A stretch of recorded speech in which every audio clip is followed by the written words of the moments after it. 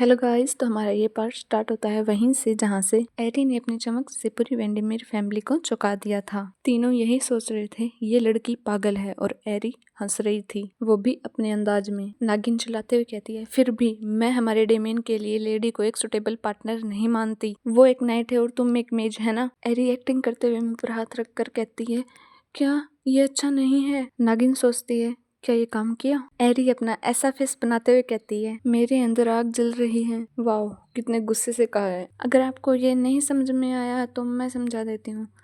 नागिन ने इसे सुटेबल पार्टनर नहीं कहा था डेमियन के लिए, इसीलिए एरी ने ऐसा कहा कि उसके अंदर आग जल रही है।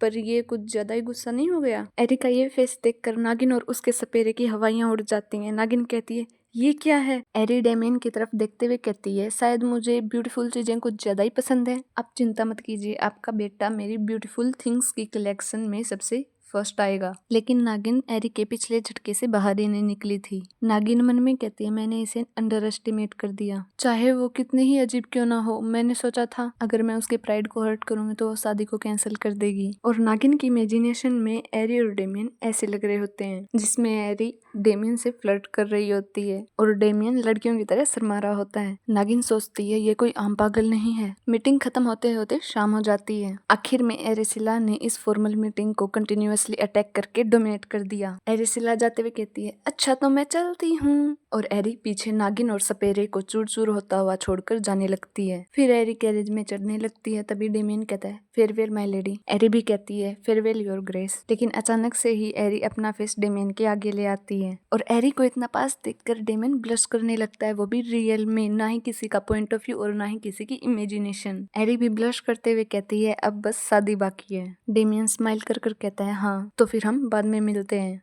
गाइस, ये वीडियो थोड़ी शॉर्ट है पर मैं क्या करूं, अब मेरे एग्ज़ाम आने वाले हैं। आज ही फॉर्म भरवाया है और अब कुछ दिनों बाद मेरे एग्ज़ाम स्टार्ट हो जाएंगे। तो और वैसे भी ये एरी वाला मांगा थोड़ा मतलब कॉम्प्लिकेटेड है, मतलब थोड़ा टाइम लगता है इसे बनाने में और मेरे पास अब इतना टाइम नहीं है, तो मैं इसके छोटे छोटे पार्ट्स ही डाल पाऊँगी। अब 2 या 3 मिनट के, 4 या 5 मिनट का तो पॉसिबल नहीं हो पाएगा।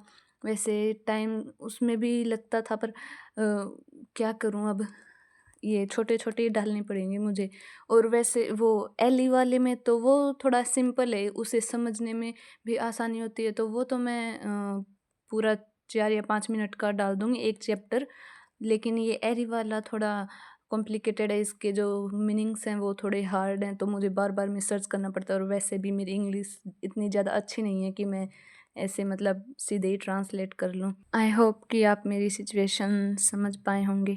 पर आप चिंता मत कीजिए, भले ही मेरे एग्ज़ाम हो पर मैं हर रोज़ छोटे छोटे वीडियो अपलोड करूँगी, तो आप प्लीज़ मुझे सपोर्ट करते रहिएगा और मैं वीडियो डालते रहूँगी। बाय।